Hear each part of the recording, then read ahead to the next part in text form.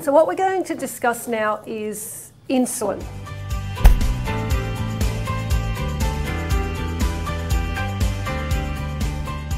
The fact that we mentioned before, all carbohydrates get processed by our body as blood sugar, and that raises our blood sugar. Something with a little bit of carbohydrate in there is just a little blip in our blood sugar. Something with a big load of carbohydrates, your fruit juice there, your cakes, your cookies, you know, we know what they are, don't we, is going to be a big rush of blood sugar. What happens when we get blood sugar in our body is the body likes to keep our blood sugar at a safe range. And likes to keep it is not strong enough of a word. It is very important to our body that our blood sugar isn't up all over the place. It's going to try and regulate it to keep it back within a safe range. Does that make sense? So if we ingest something and the blood sugar gives us a big hit, the body is going to release insulin from our pancreas in order to bring it down. Has anyone ever heard of insulin before? So we're a little bit familiar with that term. I'm going to do a little graph here. And this is our blood sugar. And this is the hours over our day. So for example, we eat a honey sandwich on white bread. Who thinks if that's going to have a low, medium or high blood sugar response? I think there is about 400 calories in a honey sandwich because the honey is so high in calories as well. So we're going to estimate for a woman how long 400 calories should keep her full. I don't want you to get caught up on the numbers. I'd rather you get caught up on the theme of things, but we'll talk numbers. So 400 calories of a honey sandwich goes in. That should keep this woman full for about 1, 2, 3, 4 hours. She's got enough energy in her system to last her for 4 hours. Yes? But she's put in a big load of carbohydrate. The blood sugar has gone whoosh, bang. The body's safe level that it likes to keep blood sugar at is there. So the body says, emergency. We don't like this. This is dangerous. We're not happy here. It releases insulin to bring this blood sugar back down. And it releases a lot because it was such a high hit. If we had a little bit of broccoli, it would be here. Don't have to worry about it. What happens is then, because of all this insulin, bang, back down here. So our blood sugar's gone up, insulin, back down. This feels really good. We know that, don't we? We know that Tim Tam, you know, that surge. We've satisfied that craving. This feels really good. We're quite happy here. When this starts to happen, not so good. We've all felt that blood sugar low, that blood sugar crash. And this is our safe level, but it can even go plummet further down, and this feels really lousy here. This is shaking, this is low energy, this is cranky. We all know that feeling, yes? But we're hungry, cranky, low energy here, but she's still got enough energy to last her here. She's not even empty. In a perfect world, we want to eat again when we're empty. But because she's done this blood sugar spike, she wants to eat again and she's not even empty. This is now considered excess. Does that make sense to everyone? Yeah. This is what we want to stop. So anyone can just count their calories and white knuckle it and get to the end of the day and they haven't given in to this, but over days and days and weeks, this low, horrible feeling here, that's pretty hard to overcome with just willpower alone. So this is what we want to stop. She's still got energy, she's not even empty, but she's hungry here. What's she craving? More carb, so she's going to do it again. She's put in another 400 calories. She's got enough energy to get her to here, but she's hungry here. She's going to do it again.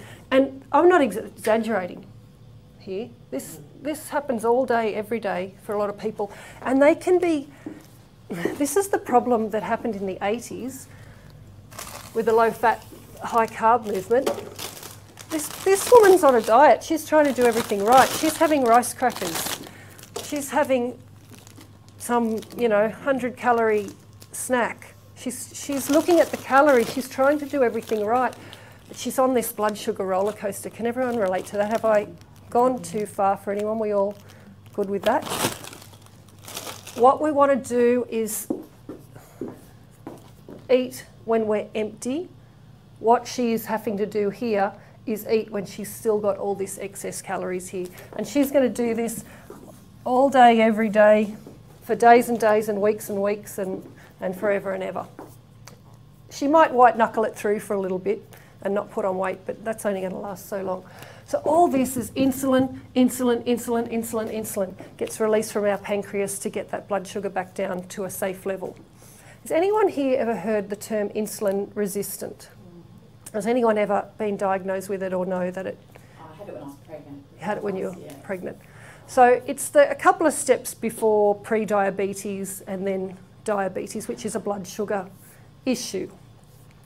We can think of the body's pancreas producing insulin as we would an air conditioner. There it is over there. It's cooling down the room, and the body's insulin is sort of cooling down that blood sugar, getting it back to safe levels. It's like we've set the thermostat to our safe levels. We've set the thermostat here for our air conditioner. If we keep lighting a fire in this room, the air conditioner has to go every time we light that fire. If we do it day in, day out, the air conditioner is going to eventually, what's going to happen to it? It's going to give up. If we were just to run this air conditioner normal, it's not a heat wave, it's normal, we could probably run it all day, every day, forever and ever, and it'd be fine. But if we keep lighting a fire over and over and it has to overwork, it's going to conk out. That's what happens here. We go on this roller coaster, the insulin has to overwork, and eventually it conks out. That's what happens when we become insulin resistant. So insulin resistant and insulin sensitive is a continuum. Medically, there is a point where you're further down this track to insulin resistance, where you're medically diagnosed with insulin resistance.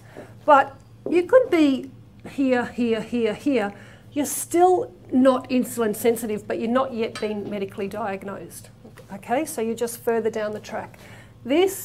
At this level here, fat burning is very hard. At this level here, fat burning is very easy. This is kids. This is healthy people. This is people that seem to eat all day long and nothing happens. We've all got a friend like that, haven't we? Mm-hmm. This is this person. Oh, we've got a friend like that. Lyndall, her name is. She's got six-pack abs. Yeah. She's here. Probably a lot of us are here. We can eat exactly the same amount as Lyndall and have a totally different result because we've stuffed everything up at some stage in our life with this. Does that make sense? So everything in this program is going to get you more up here to the insulin sensitive side of the scale. And then you may be doing exactly the same thing and then it all just starts to happen because you've gone here instead of down here. Does that make sense? So I had a client named Rose, and she's a lovely lady. She wasn't big at all. She probably wanted to lose 7 kilos, something like that. And she was the type of person everyone said, Rose, you don't need to lose weight. What do you think? But she didn't feel right. She knew she did this all day long. She lived on sugar, basically. She's a hairdresser. She lived on sugar, coffee and cigarettes, but that's a whole other story. She carried an excess around the middle, and basically she just wasn't happy. So she did the 4-week fat flush, followed it pretty much perfectly. No one follows it perfectly, but she was really damn good. What happened? How much weight do you think she lost in the first 4 weeks? She lost about 1 kilo. She didn't lose much at all. She was definitely here, because I knew what she ate before. She was definitely here. So in the first 4 weeks, she said, I've only lost 1 kilo. Nothing much has happened. And I said, Rose, you might have only lost 1 kilo, but trust me, you've gone from here and you're edging and you're edging down. So even though you don't think anything's happening, something is happening.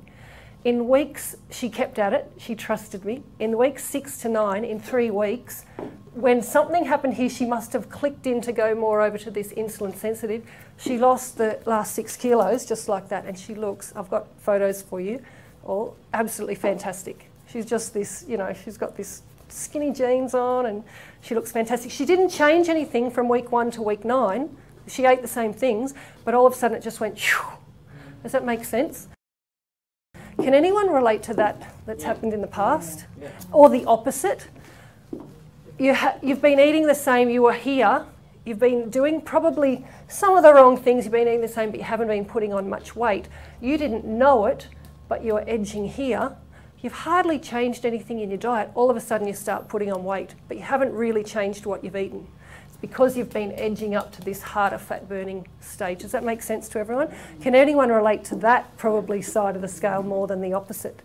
The symptoms of insulin resistance are these. This will click it in for you all. Low energy, high hunger, high cravings, and weight around the middle. Can anyone just go tick, tick, tick, tick? And then people say to me, should I get diagnosed? Yes, you can definitely go and get diagnosed. If you're here, they'll tell you you're not insulin resistant until you're here. But the treatment is the same whether you go and get diagnosed or not. So sometimes you just have to say, tick, tick, tick, I think that's pretty much me. I'm going to do the treatment.